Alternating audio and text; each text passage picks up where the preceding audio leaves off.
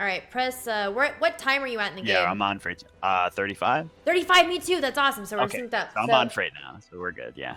Sweet. All right. So you just want to hover Freight for the entire game then? Yeah. And specifically focus on him, right? Yeah, that's what BLB is. BLB is we I go in and we focus. Smitten, I know. I'm just telling. I'm telling. I know. I just mean at any like point you want to be like, oh, they're starting up the fire giant. Let's see, you know, like if Freight's gonna rotate. You know what I'm saying? Yeah, pretty much. Yeah. We're gonna watch him and see if there's anything that he couldn't be doing a little bit better. To participate in the rest of the game, especially as ADC. If you play anything like me, sometimes you have a hard time realizing there's other places to be other than your own lane farming. So we have recently seen a change in Conquest. We used to have the really fun back start where you could pull these back harpies together with the red. And you cleared it at the same time, and then you could just move on to your backs over here and dual lane, and then to lane. It was like a beautiful, efficient way to start, and it just like. My OCD was so satisfied, and now we've got shitty fucking speed buff back, dude. I hate it. Did you say Freight was actually really efficient there? Leashed, unfortunate for the other side, but yeah, leashed both buffs just really well, both camps, and got to lane very quickly, out clearing the crap out of the opponents who should be ahead of them in clear right now. Most definitely. He's got that tier 2 golden bow bay, throwing dagger, coming and doing a ton of damage. I love. Out of all the ADCs, honestly, golden bow or this throwing dagger start on Xbalanque has got to be my favorite. Oh yeah, because it just brings him online so early. It's crazy. Yeah, and for Neath, it just helps her further dominate the lane. Yeah. I do that with Neath and ranked all the time. I get that item, and people are like, "What the hell? What's your problem?" It's like, dude, I'm Elo. Exactly. Whatever. I think Freight's positioning's been good here so far. Absolutely. Though they are behind because they actually didn't do the backs. Whereas the enemy team did. That's the one issue that they had with their start. But I think the reason for it was that they had they started with Scylla, and obviously the Scylla clear not nearly as strong as most other mid gods. And the problem is she didn't go a pot as well, so she's lacking in that early damage. She didn't go pot? That's a Scylla. Yeah, that's what I'm saying, right? I don't know. Oh, she got boots. And she went a boot too, which is not, you know, she's really gonna be behind. That's really awkward. So my dogs are barking in the background. I have 2 new pit bull puppies. Sorry about that. They're like 10 weeks old. No, I'm good. I'd rather you do than don't have pit bulls. That's awesome. Dude, they just join everything. Anyway, looking here at Freighttrainx, he looks like I'm not sure if he's on comms with his support or not. It doesn't look like it because it looks like Athena's really thirsty. She's thirsty for some fight. She's thirsty for some blood, man. And looks like Freighttrainx just trying to take it nice and slow, saying, "Hey, man, no, we're on BLB right now. We gonna take it easy. I ain't trying to feed in front of all these people." Exactly. So he's just playing it nice and safe. I like the positioning. Typically in gold, you really start to see the nice positioning of ADCs and players coming out. I like that he's on the outside of the wave rather than on the inside. God, it drives me insane. Yeah, and positioning himself, you know, horizontally with it while a little bit behind is perfect. You don't want to, you know, you always want to stick to the side, especially as Xbalanque, so you can ensure that full. There's a gank. What is your 2 called? There's a gank. They don't see it. Fenrir's coming in with the ult. Shit, that is so unfortunate. He actually he Aegis there? Yeah, he Aegis, and is it gonna save him though? No. Oh man. That's so unfortunate. They use so much for them, though. The Odin's coming over and might be able to do something. This could be a triple kill if this Odin is... Oh my god, he's level 3, though. He's level 3? Those are 3. Level 3. Oh god. Dude, come on, man. I believe in you. Aww. He's actually almost out of mana already. I was like, he jumped in. Yeah. And he was like, oh, shit, dude, I'm level 3. That sucks so bad. 3. So, I mean, it's 3 minutes into the game. Typically, you don't see a jungler gank into the duo lane until around, like, I'm going to say 5 minutes. Like, I know that Fenrir is level 5, but typically you see him, like, really hammering on mid, especially against the Scylla, who's, like, a late-game freaking queen. She is a late-game queen, and you really need to do something to, you know, keep her from getting out of control, right? And so it was really surprising. So, to be fair, they didn't have wards. Because it's like way too early to have wards in this lane. Right. Yeah, I think the only issue though was Freight got Aegis. Knowing that Fenrir is the jungler on the enemy team, definitely the priority should have been on Beads there, without a doubt. You know, the Aegis is only going to do so much, whereas the Beads is going to allow him to instantly jump out every time. So that was honestly quite a misbuy on his part. Okay, so instead of going for Aegis, he should probably really be looking at Beads. I wonder if he's trying to Aegis out the Bacchus damage. I think that's maybe what he's afraid of. Yeah, it might be. Because but definitely, there's no way that you could Aegis the Hui bounce. It's really hard to predict that. Yeah, a lot of times people will itemize against their lane opponents and not realize that the jungle is really the precedent, you know? The jungler is generally the initiator, generally the one that you have to worry about the most. So unless I think definitely the option here should have easily been the Beads, and he might have been able to survive in that last scenario if he had him. So that's unfortunate. Right. See, my man's over here. How much gold does he have in his pocket? He's sitting on 1350. Okay, did you? Okay, so he didn't wait for the full buy of boots, but he finished Golden Bow. That's weird. Okay. It's actually been apparently the strat so far lately because I don't. My cam keeps going to other people. I don't know why. But yeah, that's been the I don't know why it keeps moving. But why finishing Golden Bow before? Finishing the Golden Bow, basically they just buffed the shit out of it. In the last patch, they moved it up to 55 physical power. It's now one of the strongest baseline. Oh wow, is he gonna die here? Oh, really nice escape by him. The ult though, he's got the ult. Run away! Yeah, no, dude, I can't tell you how many times this has happened to me in lane. Himself, he walked back towards him. Yeah. Dude, this exact same scenario has happened to me a million times in ranked. It is the most frustrating thing you can ever experience. Playing Xbalanque early game is awful, man. Xbalanque early game, it make you are the squishiest thing in the world, and you're afraid of everything, but you do quite a bit of damage. So you're like torn between, should I stay passive and farm, or should I be aggressive and try to get kills? And sitting on 2 deaths, my man Freighttrainx over here. In that situation, I would have loved to have seen you do something like leave.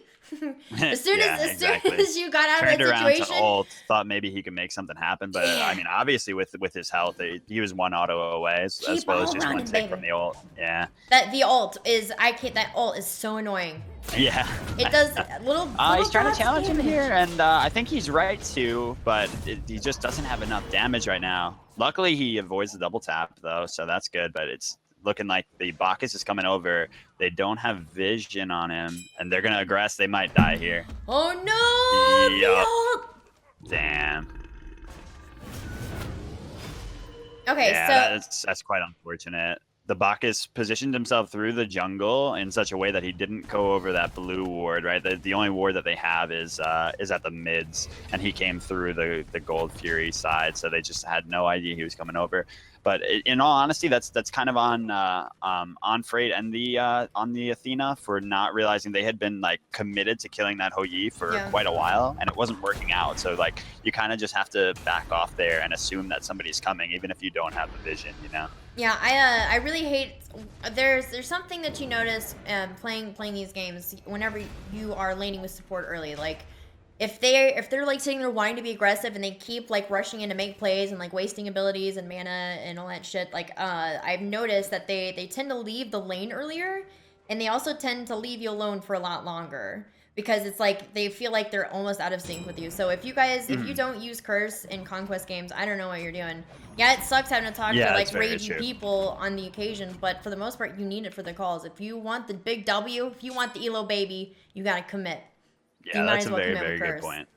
100%, yeah. Because the only time that I can justify not using curse is a lot of people, like, especially girls in the community, I've heard have like undergone like a ridiculous amount of like harassment and things like that, and they're just like I know. Straight up was like, "Mom, get married." I was like, "Dude, I just said hello." It's like it's not a huge deal, but it's annoying. It's awkward. It makes it a little less pleasant, but I fucking do. I still go on curse. I like shooting the shit with the nerds more than anything, really. Yeah, no, of course. Yeah. And it sucks because people have different experiences too, though. You know, like unfortunately, some girls might be a target of more malicious shit, and that sucks. So It does. But otherwise, like I said, I mean, it's this is good of him to counter ward here. A lot of did he pick up that sentry ward himself? I think he did. I didn't see actually if he plays. Yeah, if he did, that's good sensibility. It's about that time where his team is getting pushed out really hard, and the enemy team is definitely going to start looking for Gold Furies. So good on him to recognize that. I don't know if that's necessarily his job though right now. Like he missed out on a lot of that wave. He missed out. That is true. On a lot of that wave. His tower took a lot more damage, and Huyi is a level 11. He's still a domineering force. Like I totally at first I thought he was gonna start the Gold Fury because Gold Fury starts around. I've seen Gold Furies start around 5-6 minutes nowadays for no reason. For no reason, people are doing these Gold Furies super early, and so at first I was like, "What is he doing?" There's a wave in his lane. Huyi's right over there. There's no way they're gonna be able to get a Gold Fury. Yeah, without that's killing true. this Surrender Huyi. road's coming out. Are you Hopefully serious? it does not. Yeah. It's only 10 minutes in, babes. Don't give up. I know. You're They're so only 4K far down. behind is the thing, but look at their comp. They have Late game. an insane late game. They have a really strong late game. They're up against Fenrir, who's gonna fall off, Bacchus, who falls off, and they kind of gotta try to stick this out. Unfortunately, red team takes away the Gold Fury there as well, and look at this Bacchus, Smitten 7-0 Bacchus. This Bacchus, he's on in the Wolfie fan club too. Yeah, and I don't know if this could possibly even be a Smurf or something because that's some pretty crazy shit. Yeah, yeah. That's him. In his spare time, he makes ults to Bacchus carry himself through gold. If you've got that kind of time, man, more power to you. That's all I can say. Look at all these wards, though, man. I'm so impressed. Look at these wards. We've got 2 right over here, 2 basics, which is pretty standard. We've got 1 on this Gold Fury, but we've got 2 here in mid. 2 sentries. This Kronos is upset. He's like, my tower keeps getting rotated on. I can't get anything done. Exactly. I love it. I love that he's answered that problem with 2 sentries in the left lane. Well, it's the Bacchus. The Bacchus keeps rotating all over the place. He's insane. We have a 4-1 Fenrir, and this Huyi only has 1 kill. Right, exactly. One yeah, kill. You got to say, Freight really hasn't done too much wrong here to let this game snowball out of control, and he's except the Aegis. Just like I said, the Aegis. Yeah, that's the only thing that really kind of started it off, though, because the Bacchus was able to get the assist off of that, and then he was able to get another kill after Freight and the Athena over-aggressed. Now, I like this position from Freight a lot. If he's gonna Ooh. Okay, so we're sitting here talking about this Aegis pick, and you know what just occurred to me? I've done this several times. I've gone Aegis on Xbalanque rather than Beads because of his CC immune dash. But in order to use your CC immune dash as Beads, you need to be really quick. You gotta know, you gotta be able to predict whenever that CC's coming, or you were gonna be hammered. Yeah, exactly. And in the case of someone like Fenrir, if he uses his 1 on you with his passive stacked up, there's no way to dash out of it to get the CC immunity off. So definitely in this kind of position, maybe if he was against an Ares, he might be able to justify, or would actually definitely be able to justify it, because Ares is the perfect the perfect target for that anti-aggression. Absolutely. Ooh. Easy. See, I think honestly, if I was him, I would not have finished. I don't know. I don't necessarily think finishing Golden Bow is best. I typically leave that at tier 2 and then go straight into boots. Yeah, so let me talk about the Golden Bow again, because like I said, they actually just buffed the crap out of it to the fact that it's 55 power. It's one of the heaviest power items in the game at this point. Is it? And it has it's ridiculous. It's actually a lot of people are calling for it to be nerfed at that highest rank, and a lot of players have been rushing it down because it just provides you with so much along with the movement speed right now. The only thing is that it does stall out his build a lot here. Oh my god. Oh, Freighttrainx. No. I think his only option here is to clear as much of the wave as he can, and I like that he recognized that. He's almost definitely dead to rights here, unless he finds a cheeky back. Cheeky. Oh no! Yeah. Oh my god, that was amazing! Yeah, see, so that was perfect. That was really good sensibility from him. Oh god, they're still trying to surrender. Okay, so there's something that you are going to encounter whenever you're climbing the ranks in Smite, especially in Conquest. You have to worry about the F6 vote. Salty people exist, and you have to learn how to coexist with them, all right? Everyone uses that as an excuse to not play ranked. Oh, I don't want to have to deal with shitters, or my team. You can't fucking do anything about your team. What you can do is something about yourself and how you react to the environment that you're in, okay? Deal with Salt the way Salt should be dealt with. You just mute them. Just mute them, ignore them. Right, exactly. Mute them, ignore them, or you try to make them feel better. The only unfortunate part, of course. Yeah, right? Yeah. Which is what I do. I'm just like, hey, man, it's okay. We've got this. Look at our team. We're so late game team. So, you know Sky Williams, the League of Legends personality? He has some great videos on that. He's like, you just gotta suck dick as much as you can. Just be like, yo guys, you are so good. I know you shouldn't be in this game. He's like, you are better than us, but listen, I need you to help me carry my way out of this, you know? Yeah. You just gotta give them what they want and just be like, listen, don't F6. We want this win together, guys, and I know you're good enough to carry it, so let's go. Yeah, we want the W.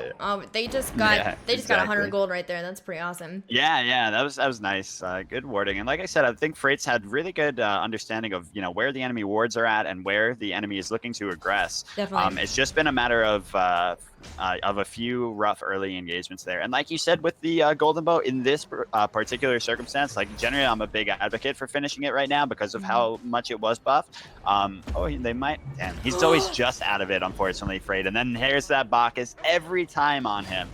Unfortunately, because they recognize he is doing a lot, although his scoreline doesn't show it, he's been a primary damage dealer on the team, so the Bacchus is just sticking to him and finishing him every time. The Bacchus isn't even building tanky. He's got helm. Yeah, exactly.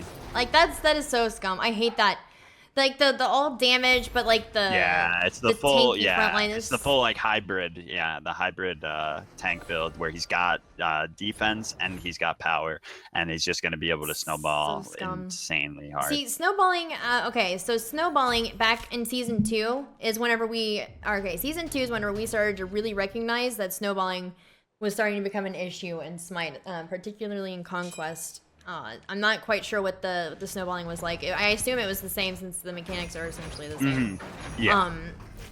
Do you think that snowballing is now continuing to be a problem? Is it like the start of the season, like Blues, where we just are always gonna have to deal with some sort of snowballing issue? Or do you think that it's a combination of the gods that we have currently available and the items? Because there's so much that was changed this season. It's hard to peg, the fault to any one thing. Yeah, I think it's an interesting scenario because if you see most of the higher up, obviously SPL level games are going very, very long when it's teams of like near even skill. So it seems like the snowball aspect to me right now, I could be wrong 100% on this, but it seems to me that most of the cases of snowball are when you have one opponent that has kind of been misplaced in a game. Like this Bacchus here, whether it's a Smurf or whether it's just that he's quickly going to progress his way through the ladder. It just seems like a manner of him being a little bit higher skill level than the opponents. Right. This is gold. This is where you really are gonna weed it out because I feel like if you're gonna quit anywhere in your ranked climb, it's gonna be in gold. It's so frustrating. Gold this season was absolutely. I was talking to Shadow about this a bit before the game started, but it was actually really, really, really awful because this is where people start to develop an ego. People who are new to the ranked scene, they start to develop this gold ego, and then they just never know how to end the game. So these games can go on for hours. I feel like. Right. Exactly. And there's a fight going on over there at the Fire Giant. 18-minute Fire Giant. Are they really gonna do that? Yeah, they're doing they it. honestly they're can. On it. Yeah, and Freight, I think he's got the right sensibility here because there's nothing he can do. His team's just gotten completely bodied over there. He rotates. He's just an insta kill. For the enemy team has all of their ultimates up still somehow. And all of their towers. Yeah, that is not good. So he's trying to make the best of what he can here. and just take a tower down. When you are an ADC, when in doubt, split push. Literally, like if you realize that you made it, or that your entire lane is in another lane, like just a little bit too late, just push the lane. Just whatever lane that you're in, apply pressure to that lane. Don't sit there and panic or try to like rotate super late unless you think you can get like a quadra or something like that. Just put pressure in the lane. There's more options than just rotating in this game. Like there's a million things that you could be doing that could be helping out your team or helping to change the dynamics or the flow of the game. And split pushing is absolutely one of those options. Yeah, for sure. Oh, the Bacchus! No! Oh, that was a good Aegis, and he actually got the beats off. What the hell? Was that Soul Reaver? No. Yes, it was. Is it? Yeah. Oh, wait, it was Soul Reaver rocking a belch. That's disgusting. Oh, that's so rude. Because that was a good response, actually, from Freight. Like, quick reaction time on that Aegis from the Bacchus belly flop. And then the sensibility to beads out the rest of the combo with the belch there. But Soul Reaver Bacchus, I mean, so little he can do there. So yeah, like you were saying about the throwing dagger, though, I think in this scenario he could have gone into his build quicker, because the throwing dagger isn't helping him, or the golden bow isn't helping him right now, because it doesn't matter if he has damage. Right. What he needs is he needs more of his build online, more auto attack efficiency. You know, right now all he's got to his name is the Ickful in terms of his late game build. The golden bow is great, but you eventually sell it anyway because damage isn't the core on ADCs. Yeah, that's why I never. Right, I honestly I never finish golden bow. Whenever I'm playing ADC, I always, like, the second that I die or go back, I start building boots. I go straight into Xbalanque. If I'm playing Xbalanque, then I'm going to go into something like Soul Eater or Aussie, or perhaps even a Chen side, depending on how tanky the enemy team is. There's a lot of other options than finishing golden bow. Golden bow is literally just for like the first 5 minutes of the game. Is what I feel like it is. Yeah, and that's the argument, is whether or not you can make it useful enough in that period, and then make it and then turn it into something that you sell. But like you said, in this position, I think he needed to try to get his core build online faster so that he could be more relevant, because he's been doing well with his positioning and stuff, but every time the kills have just been a tiny bit out of his reach. Right. But as far as I don't see anything wrong with his positioning in the fights. Yeah, there's just a really unfortunate game, you know? Like, you look at it and you say, 0-7-3, like, you have a lot to work on. But really, in this game, like, I can't say that he was... It's the Xbalanque curse. You know? Yeah, you're I can't say that he was 7-0-3 or you're 0-7-3. Yeah, especially by his lane opponent. Like, you would think this Ho Yi just outplayed the crap out of him. But if you look at the action, he really didn't. He knew when to pick fights and things. The only thing was some overextension in the lane at times, and the poor active choice. This is aggressive play coming. Literally, there's two reasons why enemy team is winning. That's Fenrir and Bacchus. Like, they're aggressive kits and play style. Like, they know their characters pretty well, and they're using it to their full advantage. They're just not letting any pressure go. And this is honestly really surprising talent for a gold game. Like, this is gold. Yeah. People aren't supposed to know how to end here. Yeah, and they know that they need to take out the and look, he's ignoring the tank comp before they come online, right? He's ignoring the tank. It's crazy. So proud. I'm so proud. This is gold, baby. There may be hope for the future yet, boys. Yeah, indeed. There's oh my god, there's rotations over here, and they're diving the Phoenix up. This box is like, oh shit, never mind. I like that once again, Freight is not like overextending here. The enemy or his teammates just went so far to try to fight people that had fire on them. They needed to try to hold this Phoenix, and Freight recognized that. Unfortunately, the rest of the team didn't. Just got a little greedy there, got baited by the Chronos, and went for a kill that was not theirs. Dang. Yeah. All right. Well, that's going to wrap it up for the first episode of whatever we decide to call this, because it's no longer Bronze League Bravehearts. Bronze League Bravehearts means that it's for bronze only, and it's not. And we're not only doing Conquest anymore. Like, the revamp of the series, whatever we decide to call it, Shadow, it's including Duel and Joust and Conquest and of all ranks. Right, there's essentially the only qualification that you have to have in order to be on VLV is to be a sub to either Shadow or me. You don't even have to be sub to both. You have to be sub to one of us in order to get in this game. Let's look at my man's damage, his damage. He is actually... He out-damaged his opponent. Like I'm saying, this man did not do a poor job. He was Xbalanque, right? Xbalanque relies on your team allowing you to get to your late game potential. And unfortunately for Freight, there was just no chance of that happening. With the aggression coming out from the enemy team and his team not being able to respond to it, he just wasn't able to come online at any point, you know? And that is unfortunate. So Freighttrainx, I think in this situation, the only thing that we could really say to help you out, man, is probably go beads first. I know you've got that CC immunity on your dash, but you can't, as Xbalanque, you can't always rely on that because people will sneak up on you regardless of how how aware of the map you think you are.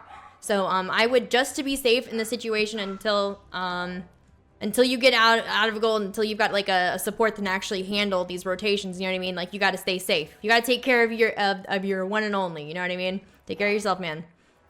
All right, hell yeah, let's load up a new game. Who's next? Sounds good.